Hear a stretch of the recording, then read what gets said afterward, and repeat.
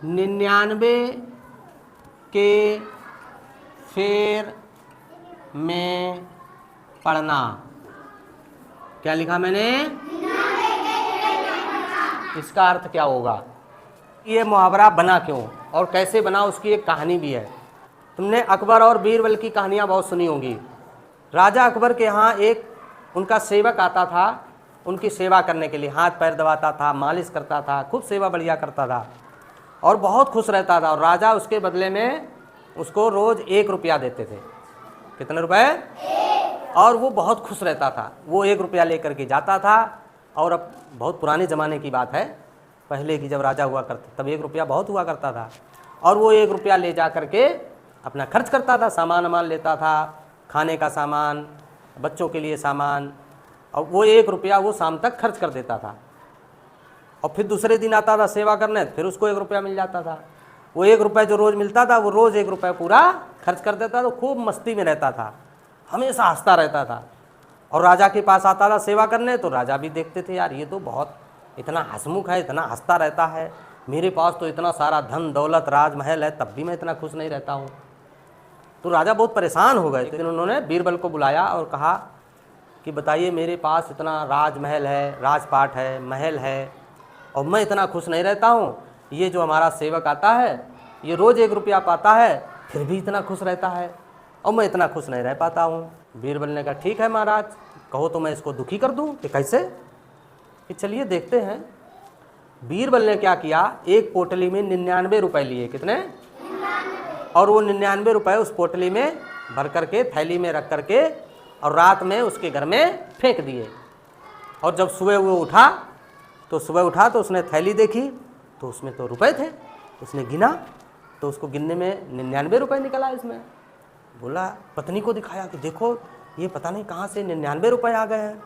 दोनों लोगों ने फिर से गिना कि यार 1 रुपया और होता तो पूरे 100 हो जाते, 1 रुपया कम क्यों है।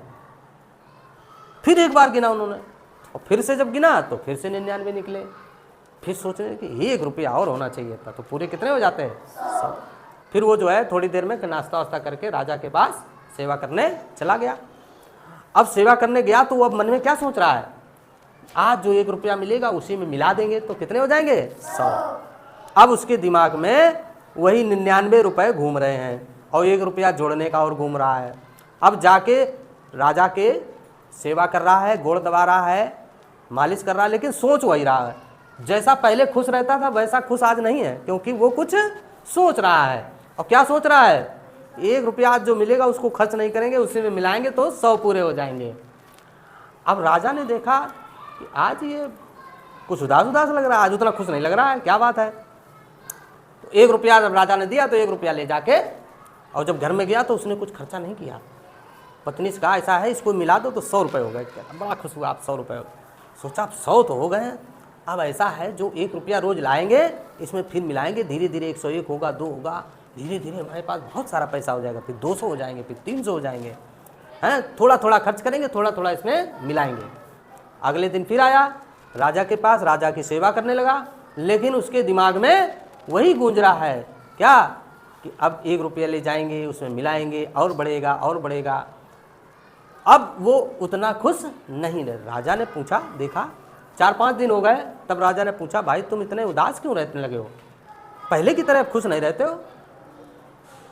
कि नहीं महाराज कोई बात नहीं। कि नहीं कोई बात तो है, तुम इतने खुश नहीं रहते हो, कहीं बीरबल ने तो तुमसे कुछ नहीं कह दिया? अब उसके दिमाग में बात आ गई कि क्यों महाराज? अरे कि मैंने बीरबल से कहा था कि वो बहुत खुश रहता है, बहुत मज़े से रहता है, मैं उतना खुश नहीं रहता हूँ, तो अब ऐसा क्या हो गया कि तुम खुश नहीं रहने लगे हो?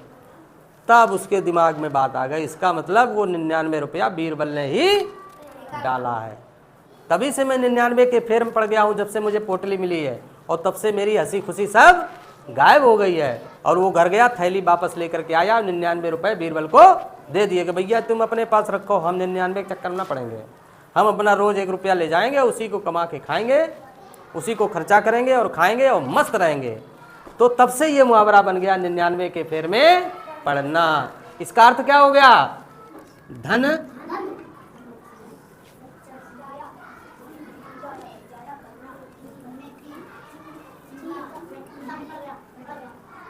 तो बच्चों अब इसका अर्थ हो गया धन संचय करने की चिंता में पड़ना। संचय का मतलब इकट्ठा करना है। तो वो सोचने लगा था ना कि हम धन इकट्ठा करेंगे और रुपया होगा और रुपया होगा, और जब वो रुपया इकट्ठा करने लगा था, संचय करने लगा था, तब वो खुश रहता था कि चिंता में पड़ गया था? चिंता में पड़ गया था। इसीलिए कहते हैं 99 के फेर में पड़ना है।